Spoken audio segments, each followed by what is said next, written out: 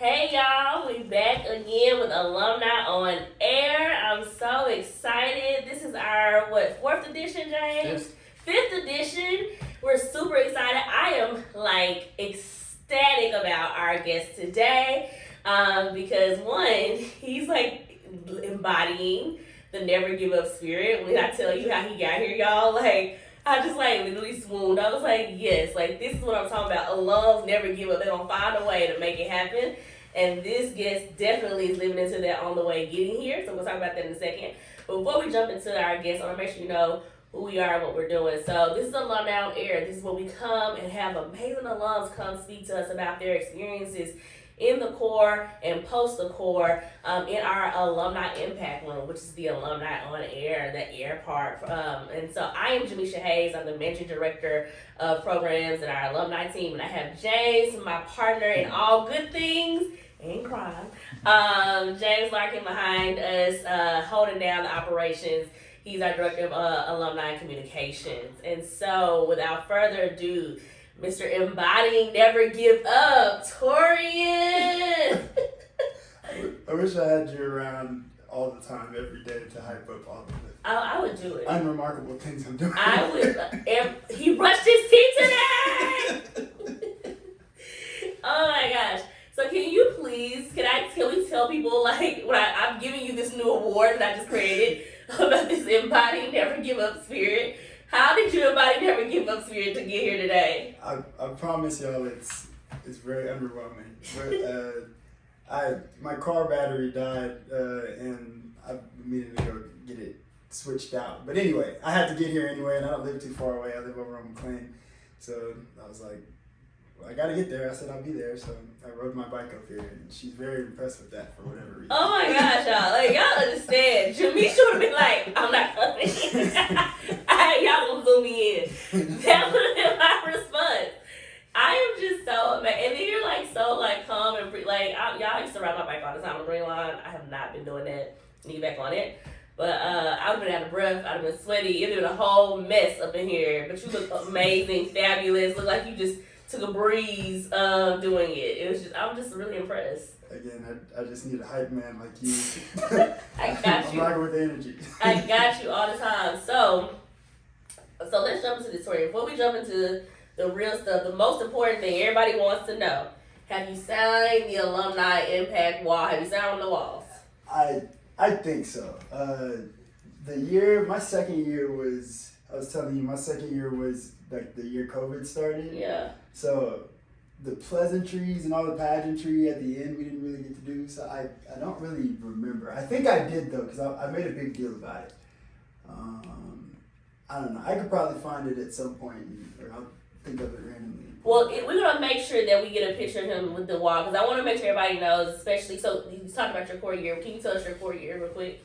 2018. So 2018, and so he talks about the COVID years. We get some good juicy details about the COVID experience and all that. But that's a major deal that you got to sign the wall, and I'm glad you were able to do it, because it is a big rite of passage. This is a part of history. For those of you that are just joining for the first time, we literally took the wall that I'm looking at, the orange wall, we took that from our other office, removed the wall, because we wanted to make sure that we continue to, as the wall says, build the movement. You can't do the build the movement without people, and now we're reimagining what's possible, i.e. Torrean get the Never Give Up award, because he reimagined what was possible, how to get here. It was I'm gonna ride my bike. Okay, y'all, I'm really happy about this.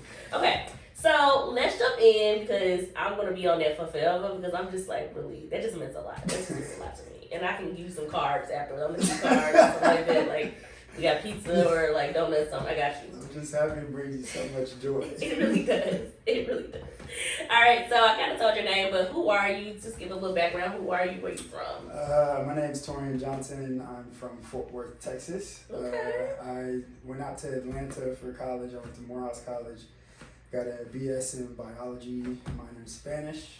Speak a little Spanish. Hola. That's funny. That's the first thing anybody would ever ask. I didn't know about that. But went to school out in Atlanta, worked out in Atlanta for a year, and then got summoned by the TFA guys to come work for Memphis. Okay. So So Texas, what was your favorite memory about being in Texas? Like, what's your favorite? Man, a lot of my like best memories about home were just stuff with family.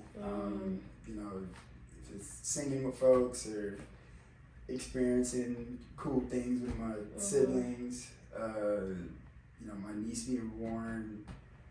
And then I was kind of a band geek when I was in school. So got to gig a little bit when I was younger and play with guys that are now in the industry, like making ripples. It's really cool. Wow. So yeah, you know, it's a little mosh pit stuff that I like from home, but mostly family. Love that family. And you know, I love my family too. They get on my nerves. I love them. And so your name, Torrean, is there any history behind that? Like, or is there any story behind it? Or?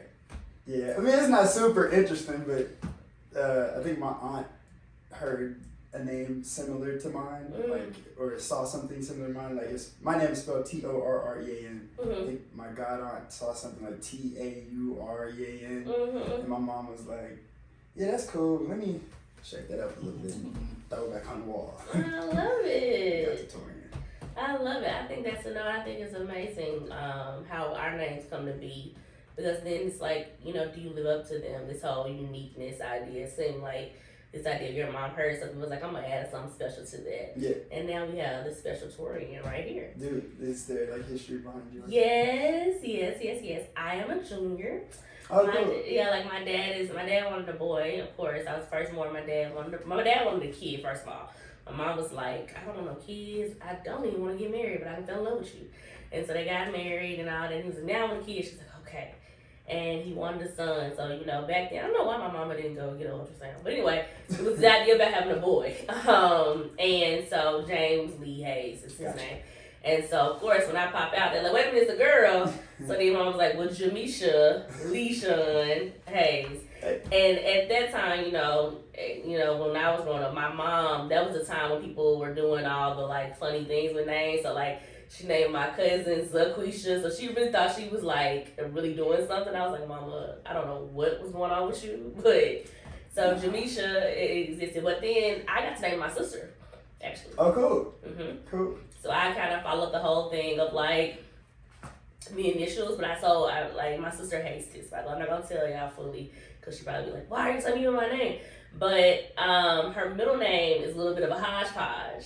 Because I said, well, Mom, you're not represented, and so we have to put your name here. So my sister's middle name is all jacked up because I just put a couple things together to add my mother's name and have my mom to be honored. But it is just legitimately, I think it's cool. You know, she doesn't like it, she still likes it because, you know, I thought of the idea, but I really wanted Jamaica, that's my sister.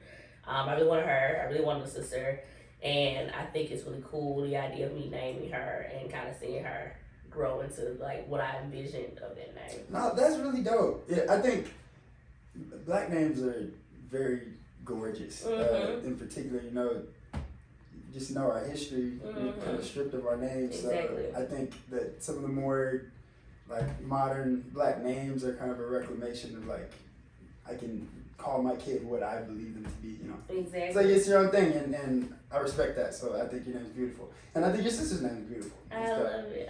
Like when I tell you off camera her middle name, and you'll hear it, and you'll be like, see why she rolls her eyes. I'm excited. It's you know what? But she knows it's love, and she lives and she's doing amazing. I love you, Mimi. Don't nobody else call her Mimi though. That's the only thing I can call her. So y'all call her Jamaica. All right. So jumping back in. So you were in Atlanta. So funny thing, I kind of wanted to go to college in Atlanta at one point, and then I was like, no, I'm not gonna go to Atlanta, and then I didn't. So you went to college in Atlanta. Yeah. What school were you thinking about? So I was thinking about Clark Atlanta. Okay. You know what I'm saying? And I thought, because I think I did a college tour there as a kid, and it was just like really cool to me.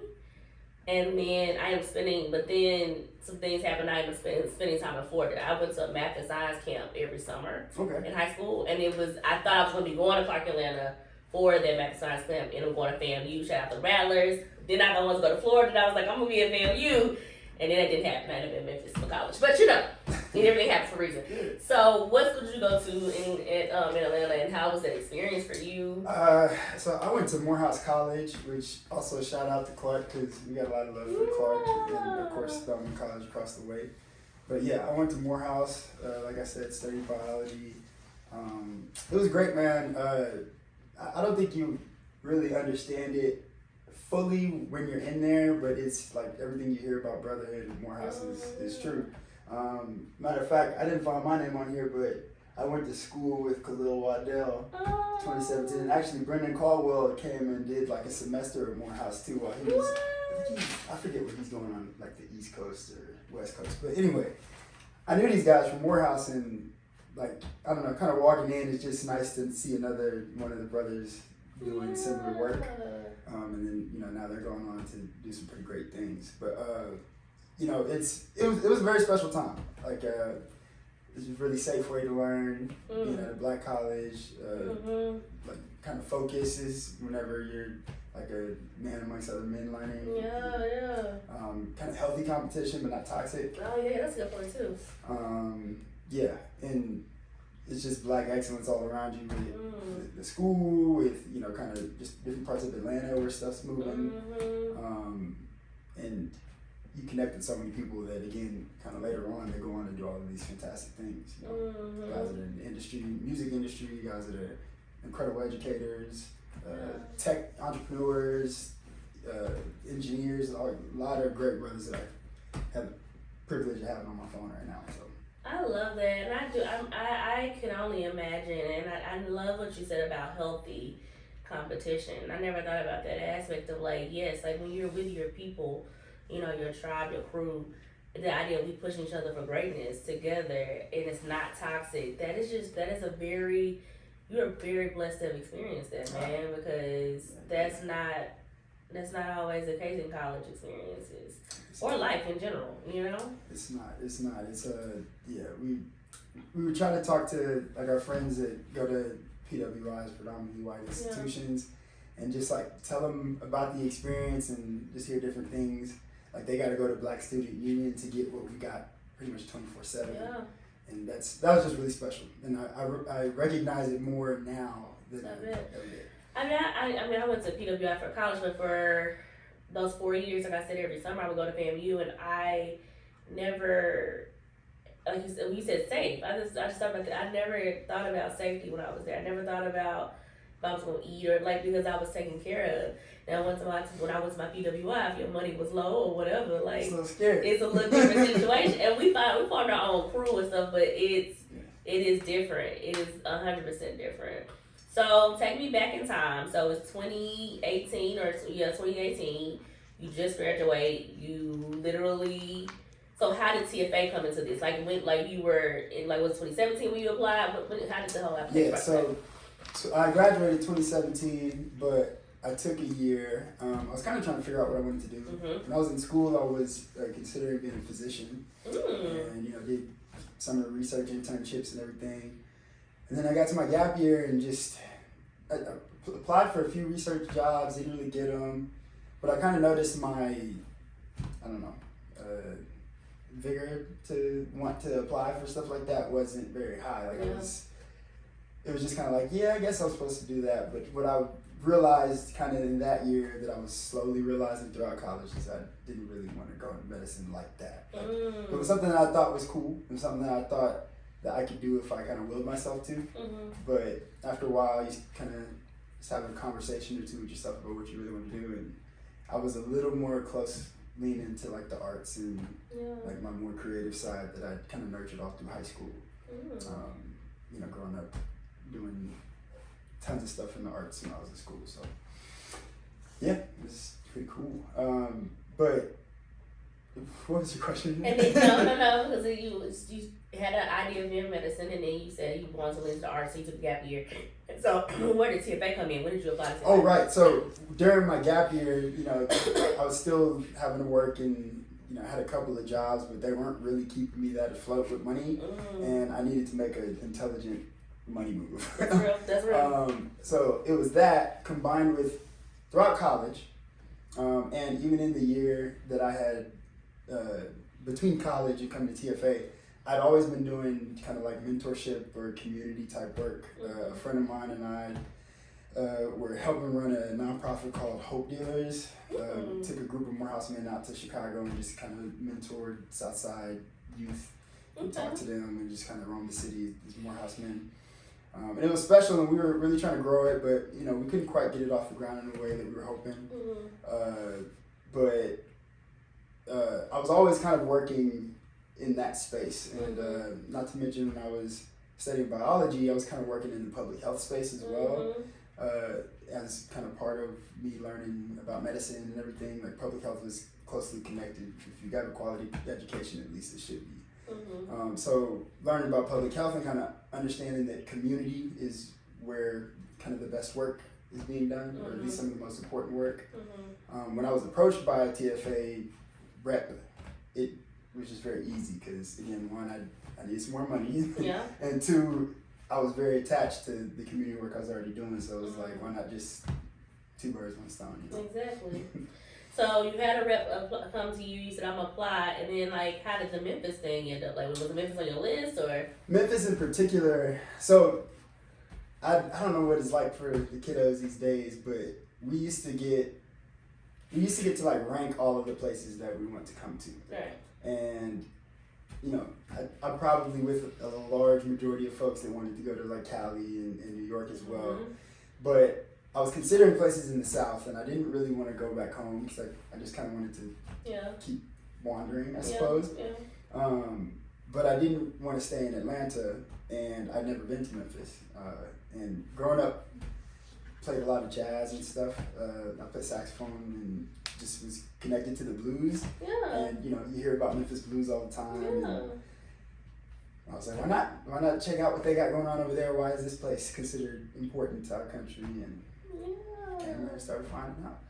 I love that. So I'm loving how, again, this role less travel kind of experience for you has led to, following your passion, your true authentic passions, led to you saying, okay, I'm going to go and do this ministry thing with Hope Dealers, and then you go from there and you then go into, you need money, and I love it, intelligent decision.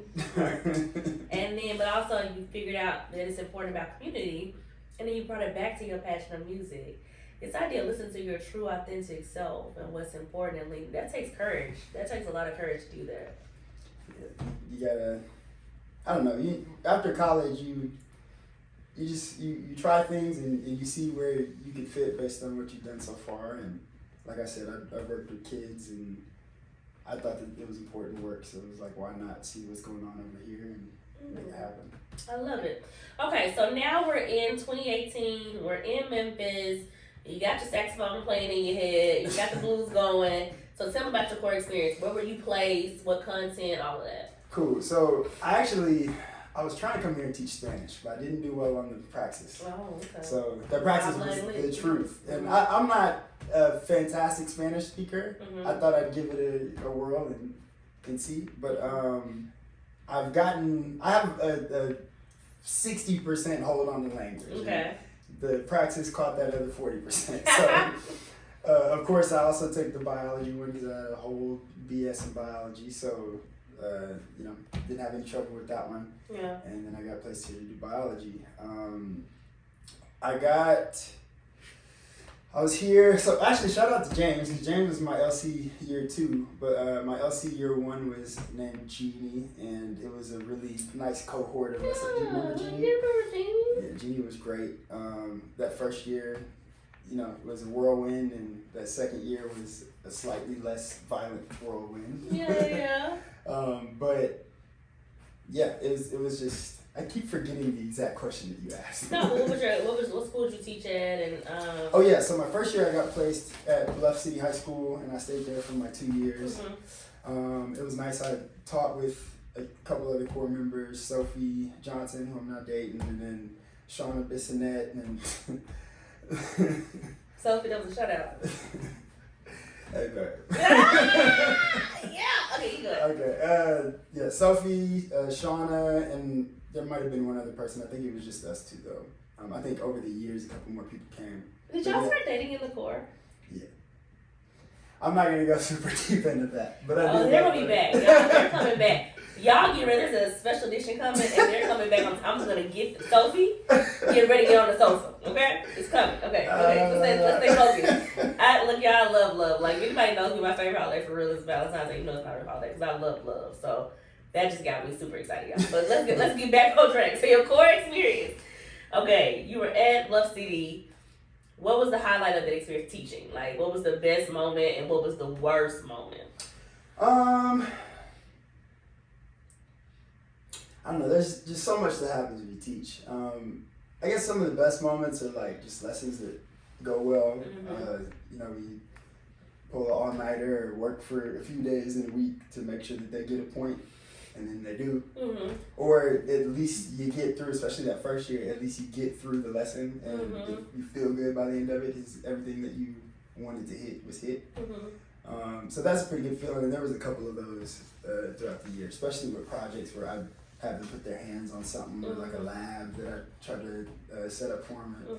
It was a good time. I don't know, some of the lowest points were, it was a couple of different things, but it was usually packaged in the same ways. Most of it either connected to feeling like you weren't giving the kids what they needed, like if their grades weren't reflecting or if they weren't responding to you well behaviorally during class. That or like, just like something crazy that happens, like if somebody gets in a fight or, you know, we all went to different schools with kind of different vibes and you know, sometimes there's students over here fighting a little bit more, or maybe it's a time of the year or something else happened to somebody in their family. There's just a lot of stuff that could be going on, and it can lead them to bring that to school and find conflict with one another. So you got to figure out how to navigate that without hurting them. You got to figure out how to navigate that without, you know, making it bigger than it is already. And those were some of the toughest times, like just kind of learning how to navigate and when to navigate conflict with the kids. But yeah, it's, again, like whirlwind, you know, there's highs and lows, and you kind of just got to learn to find a median in it and keep your balance as often as you can. Take care of yourself. But yeah, I don't know. There's so much that was happening while you're teaching. And then, you know, personal life stuff would, again, bring up actually, I'm going to embarrass her. To bring up the love of my life. It's so nice to meet somebody that you can, you know, share space with and feel comfortable with. And in that particular experience, it was cool to look across the hall to somebody that I trusted even before we were dating, and know you're going through a journey with your fellow core members, no matter what your relationship is with them. So that was a good thing too. I love it. So I love a lot what you said. So this idea of, you know, I teach a lesson and it goes well and the kids are able to get it and it connects. That's that like, this is what I'm supposed to do moment. And then simultaneously, it is the moments when things are like not necessarily going as planned in terms of life is life for babies. Like these are little humans, and little grown-ups, so they're not grown, they're still kids, but they're having real life experiences and you're having to navigate how to engage with them while you also navigate being a young adult yourself, navigating your own identity, how you are actually showing up, and then also trying to figure out how to stay afloat and do the next lesson for the next day. Yeah, I mean, it really, that's everything. And you're really learning to kind of practice what you preach in a lot of ways too, because we have all these expectations for how kids should come into what is work for them. But you gotta look at yourself in the mirror, like, there are some days where we didn't want to be up there, or we were sleepy, or we were hungry, or we were mad at, you know, whoever we argued with yesterday. You know, and that's, you gotta let them be like real human, like you're saying, and kind of roll with whatever comes with that. And if you're not willing to do that, then, you know, it's just in the space. You gotta let them be human, and humans that don't know what they're doing at all, less than you. So I think that's a really good point about letting them be human, and I think it's also a good point for us to think about for ourselves. When was the last time you let yourself be human? Because this is really important to think about, this idea of we're navigating conflict every day, we're having to talk to different people and make sense of what they got going on, what we got going on, while also trying to do our best and deliver our best to them. But at the end of the day, we're still all humans. So think about that as we take a break. When was the last time you allowed yourself to be human? You allowed yourself to be raw. You allowed yourself to be vulnerable. And then think about what was the outcome of that? How do you feel? And then how do you think others had an impact? How others felt in response to that? What did they get from that? Because we're going to talk about that when we come back. We're going to get more into the Sophie stuff too. All right, think about being human.